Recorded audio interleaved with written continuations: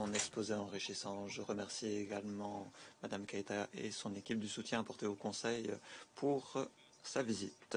Lors de la visite du Conseil de sécurité en RDC, nous avons pu voir de nos yeux la gravité de la crise sécuritaire dans l'Est de la RDC. Nous avons vu également à quel point le contexte dans lequel œuvrait la MONUSCO était difficile. Nous avons également pu prendre la mesure du tragique tribut humain.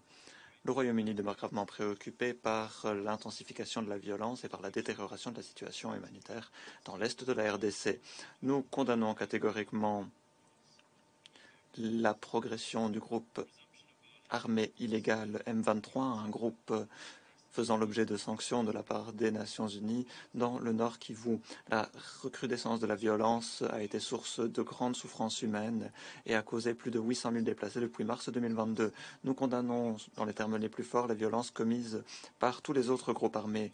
Tout soutien aux groupes armés doit cesser, y compris l'appui externe au M23, et nous appelons toutes les parties à utiliser l'influence dont ils disposent afin de désamorcer les tensions.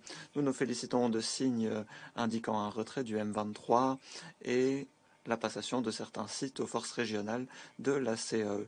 Toutefois, tout retrait doit être complet et conforme au processus convenu par le biais de la feuille de route de Luanda. Nous nous félicitons des efforts diplomatiques en cours, y compris les processus de Luanda et Nairobi. Nous exhortons toutes les parties à respecter les engagements pris en vertu de ces processus. Il s'agit notamment du retrait du M23, il s'agit de faire cesser tout appui apporté aux groupes armés et faire cesser les discours de haine incendiaire.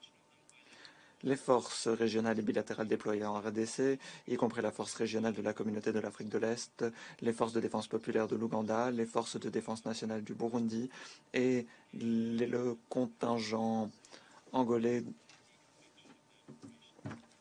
dont le déploiement a récemment annoncé, doivent travailler de concert et avec la MONUSCO afin d'assurer la cessation du conflit et ainsi assurer la protection des civils, la sûreté et la sécurité des casques bleus et la bonne exécution du mandat de la MONUSCO. Monsieur le Président, le Royaume-Uni appuie pleinement la MONUSCO, y compris le rôle vital qu'elle joue pour protéger les civils et faciliter l'aide humanitaire. Nous saluons la mission et la représentante spéciale du travail réalisé en des circonstances difficiles. Mais la MONUSCO, bien évidemment, ne saurait remédier à cette crise seule. Une coopération efficace entre le gouvernement congolais et la MONUSCO est essentielle afin de veiller à ce que la mission puisse s'acquitter de son mandat, notamment en matière de protection des civils. Nous encourageons le gouvernement à procéder à un dialogue sérieux avec la MONUSCO, de sorte à comprendre comment nous pouvons assurer une reconfiguration responsable et fondée sur des conditions de la mission en RDC, et il nous tarde d'examiner différentes options en juillet. Le gouvernement doit également œuvrer avec la MONUSCO au sujet des piliers essentiels du processus de paix, y compris le processus de DDR et de réforme du secteur de sécurité. Le Conseil doit faire front commun pour envoyer un message simple. La violence doit cesser pour que le dialogue puisse être fructueux. C'est la seule manière de rétablir la confiance et trouver une solution pérenne à la crise.